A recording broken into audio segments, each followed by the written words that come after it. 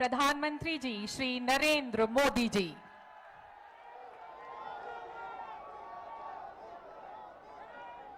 भारत माता की, भारत माता की।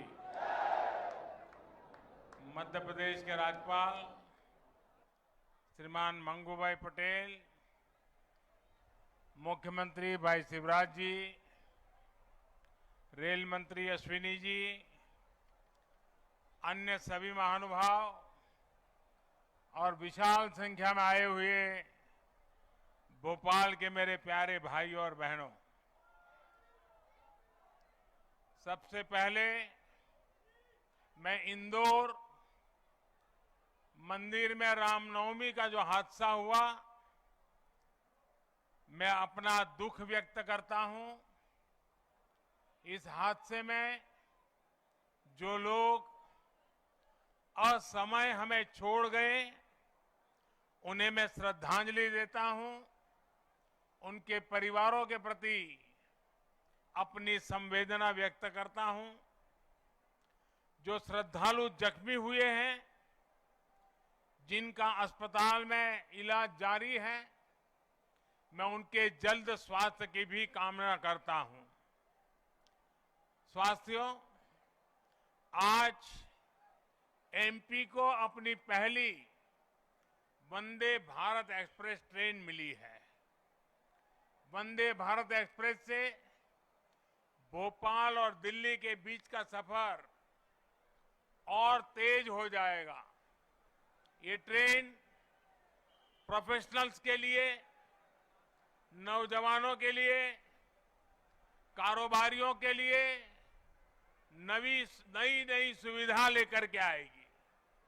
साथियों, ये आयोजन जिस आधुनिक और भव्य रानी कमलापति स्टेशन पर हो रहा है, उसका लोकार्पण करने का सौभाग्य भी आप सबने मुझे दिया था।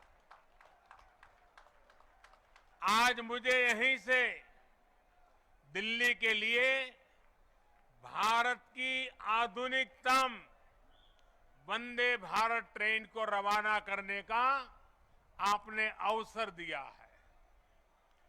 रेलवे के इतिहास में कभी बहुत कम ऐसा हुआ होगा कि एक ही स्टेशन पर इतने कम अंतराल में किसी प्रधानमंत्री का दोबारा आना हुआ हो।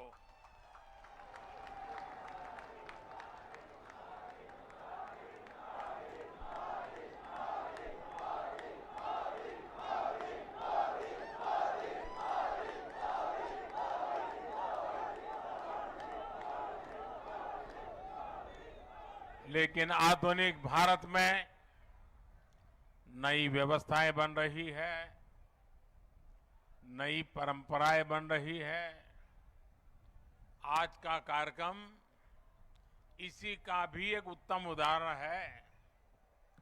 साथियों, अभी यहां मैंने जो यात्री के रूप में हमारे स्कूल के बच्चे जा रहे थे, कुछ पल उनके बीच बताया, उनसे संवाद भी किया।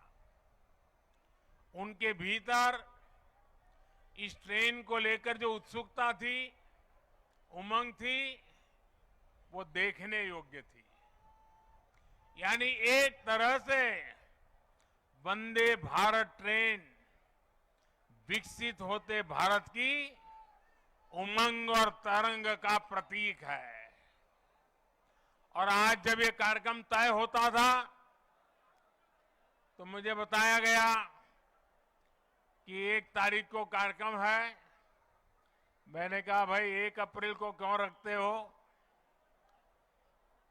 जब अखबार में खबर आएगी कि 1 अप्रैल को मोदी जी वंदे भारत ट्रेन को झंडी दिखाने वाले हैं, तो हमारे कांग्रेस के मित्र जरूर बयान देंगे, ये मोदी तो अप्रैल फूल करेगा।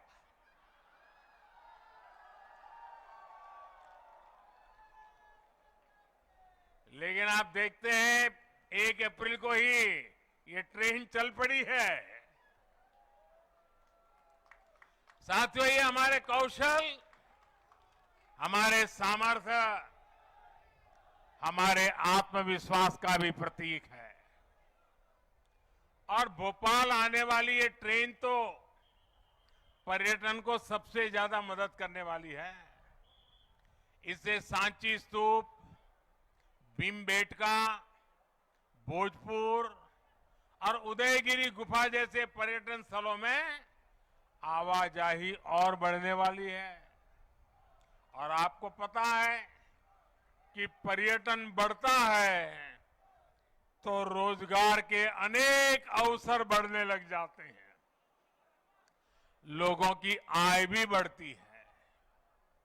यानी ये वंदे भारत लोगों की आय बढ़ाने का भी माध्यम बनेगी, क्षेत्र के विकास का माध्यम भी बनेगी।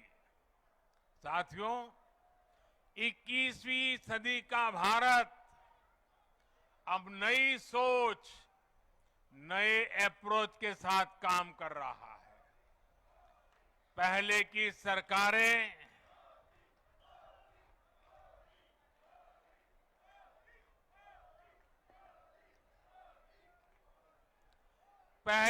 सरकारें तुष्टीकरण में ही इतना व्यस्त रही कि देशवासियों के संतुष्टीकरण पर उनका ध्यान ही नहीं गया। वे वोट बैंक के तुष्टीकरण में जुटे हुए थे। हम देशवासियों के संतुष्टीकरण में समर्पित है। पहले की सरकारों में एक और बात पर बड़ा जोर रहा, वो देश के एक ही परिवार को देश का प्रथम परिवार मानती रही। देश के गरीब परिवार, देश के मध्यम वर्गीय परिवार, उन्होंने अपने हाल पर ही छोड़ दिया था। इन परिवारों की आशाएं, अपेक्षाएं, उन्हें पूछने वाला ही कोई नहीं था। इसका जीता जागता उदाहरण रही है हमारी भारतीय रेल। भारतीय रेलवे दरअसल सामान्य भारतीय परिवार की सवारी है। माता, पिता, बच्चे, दादा, दादी, नाना, नानी, सबको इकट्ठे जाना हो तो दशकों से लोगों का सबसे बड़ा साधन रेल रही है। क्या सामान्य भारतीय परिवार की इस सवारी को समय के साथ आधुनिक नहीं किया जाना चाहिए था? क्या रेलवे को ऐसे ही बदहाल छोड़ देना सही था?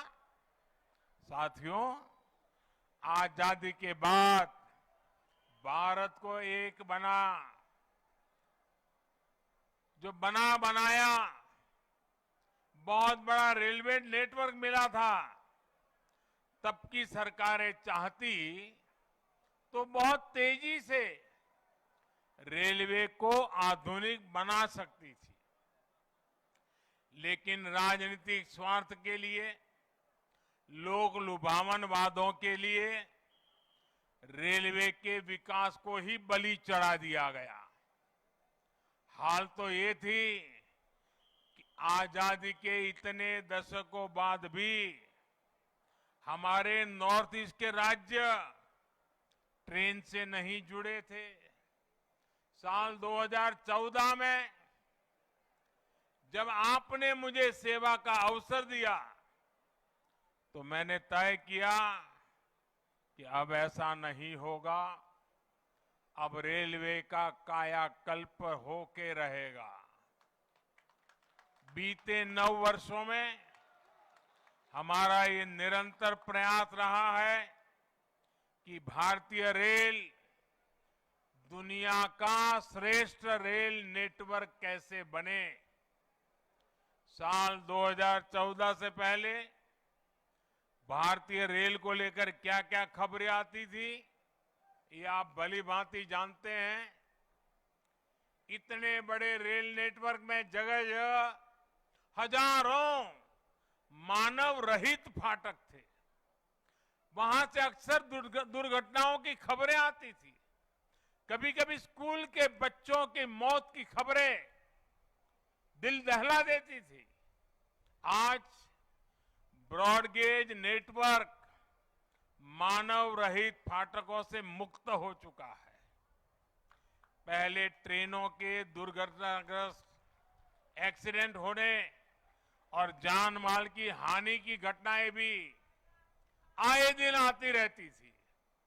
आज भारतीय रेल बहुत अधिक सुरक्षित हुई है। यात्री सुरक्षा को मजबूत देने के लिए रेलवे में मेड इन इंडिया कवच प्रणाली का विस्तार किया जा रहा है। साथियों, सुरक्षा सिर्फ हादसों से ही नहीं है, बल्कि अब सफर के दौरान भी अगर किसी यात्री को शिकायत होती है तो त्वरित कार्रवाई की जाती है। इमरजेंसी की स्थिति में भी बहुत कम समय में सहायता उपलब्ध कराई जाती है। ऐसी व्यवस्था का सबसे अधिक लाभ हमारी बहनों बेटियों को हुआ है। पहले साफ सफाई की शिकायतें भी बहुत कम आती थी। रेलवे स्टेशनों पर थोड़ी देर रुकना भी सजा जैसा लगता था। ऊपर से ट्रेनें कई कई घंटे लेट चला करती थी। आज साफ सफाई भी बेहतर और ट्रेनों के लेट होने की शिकायतें भी निरंतर कम हो रही है। पहले तो स्थिति ये थी, लोगों ने शिकायत करना ही बंद कर दिया था, कोई सुनने वाला ही नहीं था। आपको याद होगा, पहले टिकटों की कालाबाजारी तो शिकायतों में सामान्य बात थी। मीडिया में आए दिन इससे जुड़े स्टिंग ऑपरेशन दिखाए जाते थे। लेकिन आज टेक्नोलॉजी का उपयोग कर हमने ऐसी अनेक समस्याओं का समाधान किया है। साथियों, आज भारतीय रेलवे देश के छोटे शिल्पकारों और कारीगरों के उत्पादों को देश के हर कोने तक पहुंचाना का भी बड़ा माध्यम बन रही है। वन स्टेशन वन प्रोडक्ट, इस योजना के तहत जिस क्षेत्र में वो स्टेशन है, वहां के प्रसिद्ध कपड़े, कलाकृतियां, पेंटिंग, हस्तशिल्प, बर्तन आदि यात्री स्टेशन पर ही खरीद सकते हैं। इसके भी देश में करीब करीब 600 आउटलेट बनाए जा चुके हैं। मुझे खुशी है कि बहुत ही कम समय में इनसे 1 लाख से ज्यादा यात्री खरीदारी कर चुके हैं। साथियों, आज भारतीय रेल देश के सामान्य परिवारों के लिए सुविधा का पर्याय बन रही है। आज देश में अनेकों रेलवे स्टेशनों का आधुनिकीकरण किया जा रहा है। आज देश के 6000 स्टेशनों पर वाईफाई की सुविधा दी जा रही है। देश के 900 से ज्यादा प्रमुख रेलवे स्टेशनों पर सीसीटीवी लगाने का काम पूरा हो चुका है। हमारी ये वंदे भारत एक्सप्रेस तो पूरे देश में हमारी युवा पीढ़ी में सुपर हिट हो चुकी है। साल भर इन ट्रेनों की सीटें फुल जा रही हैं। देश के हर कोने से वंदे भारत चलाने की मांग की जा रही है। पहले सांसदों की चिट्ठियां आती थी, तो चिट्ठी क्या आती थी? सांसद लिखते थे, फलानी ट्रेन ये स्टेशन पर रोकने की व्यवस्था हो, अभी 2 स्टेशन पर रुकती है, 3 पर रोकने की व्यवस्था हो, यहां रोकी जाए वहां रोकी जाए, यही आता था।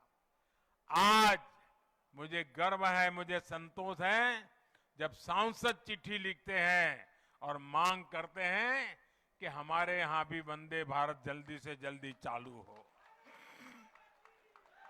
साथियों, रेलवे यात्रियों की सुविधाएं बढ़ाने का ये अभियान लगातार बहुत तेज गति से चल रहा है। इस साल के बजट में भी रेलवे को रिकॉर्ड धनराशि दी गई है। एक समय था जब रेलवे के विकास की बात होते ही घाटे की बात की जाती थी, लेकिन अगर विकास की इच्छा शक्ति हो, नीयत साफ हो और निष्ठा पक्की हो तो नए रास्ते भी निकल ही आते हैं। बीते 9 वर्षों में हमने रेलवे के बजट को लगातार बढ़ाया है।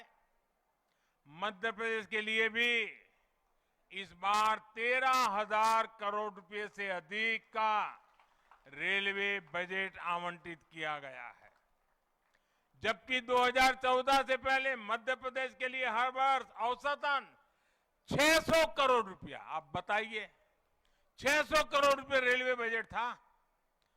कहां 600 और कहां आज 13,000 करोड़। साथियों, आज रेलवे में कैसे आधुनिकीकरण हो रहा है, इसका एक उदाहरण इलेक्ट्रिफिकेशन का काम भी है।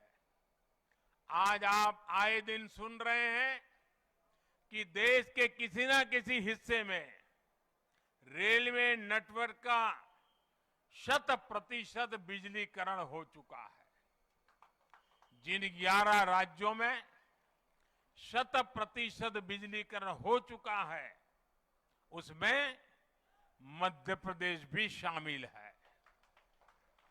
2014 से पहले हर साल एवरेज 600 किलोमीटर रेलवे रूट का इलेक्ट्रिफिकेशन होता था। अब हर साल औसतन 6,000 किलोमीटर का इलेक्ट्रिफिकेशन हो रहा है। ये है हमारी सरकार के काम करने की रफ्तार। साथियों, मुझे खुशी है मध्य प्रदेश आज पुराने दिनों को पीछे छोड़ चुका है। अब मध्य प्रदेश निरंतर विकास की नई गाथा लिख रहा है। खेती हो या फिर उद्योग, आज एमपी का सामर्थ्य भारत के सामर्थ्य को विस्तार दे रहा है। विकास के जिन पैमानों पर कभी मध्य प्रदेश को बीमारू कहा जाता था, उनमें से अधिकतर में एमपी का प्रदर्शन प्रशंसनीय है। आज एमपी गरीबों के घर बनाने में अग्रणी राज्यों में है। हर घर जल पहुंचाने के लिए भी मध्य प्रदेश अच्छा काम कर रहा है। गेहूं सहित अनेक फसलों के उत्पादन में भी हमारे मध्य प्रदेश के किसान नए रिकॉर्ड बना रहे हैं। उद्योगों के मामले में भी अब ये राज्य निरंतर नए कीर्तिमानों की तरफ बढ़ रहा है। इन सब प्रयासों से यहां युवाओं के लिए अनंत अवसरों की संभावनाएं भी बन रही है। साथियों, देश में विकास के लिए हो रहे इन प्रयासों के बीच आप सभी देशवासियों को एक और बात की ओर भी ध्यान खिंचवाना चाहता हूं। हमारे देश में कुछ लोग हैं जो 2014 के बाद से ही ये ठान कर बैठे हैं और पब्लिकली बोले भी हैं, और उन्होंने अपना संकल्प घोषित किया है। क्या किया है? उन्होंने अपना संकल्प घोषित किया है, हम मोदी की छवि को धूमिल करके रहेंगे।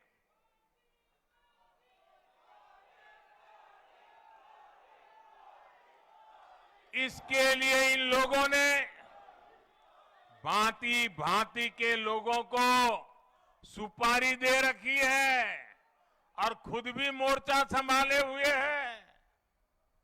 इन लोगों का साथ देने के लिए कुछ लोग देश के भीतर है और कुछ देश के बाहर भी बैठकर अपना काम कर रहे हैं।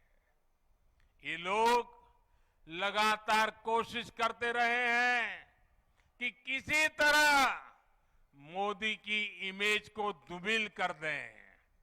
लेकिन आज भारत के गरीब, भारत का मध्यम वर्ग, भारत के आदिवासी, भारत के दलित, पिछड़े, हर भारतीय आज मोदी का सुरक्षा कवच बना हुआ है। और इसीलिए ये लोग बौखला गए हैं। ये लोग नए नए पैंतरे अपना रहे हैं। 2014 में उन्होंने मोदी की इमेज, मोदी की छवि धूमिल करने का संकल्प लिया। अब इन लोगों ने संकल्प ले लिया है, मोदी तेरी कब्र खुदेगी। इनकी साजिशों के बीच आपको, हर देशवासी को देश के विकास पर ध्यान देना है, राष्ट्र निर्माण पर ध्यान देना है। हमें विकसित भारत में मध्य प्रदेश की भूमिका को और बढ़ाना है। ये नई वंदे भारत एक्सप्रेस इसी संकल्प का ही एक हिस्सा है। एक बार फिर मध्य प्रदेश के सभी नागरिक भाइयों बहनों को, भोपाल के नागरिक भाई बहनों को इस आधुनिक ट्रेन के लिए बहुत बहुत बधाई। हम सभी का सफर मंगलमय हो, यही शुभकामना के साथ बहुत बहुत धन्यवाद।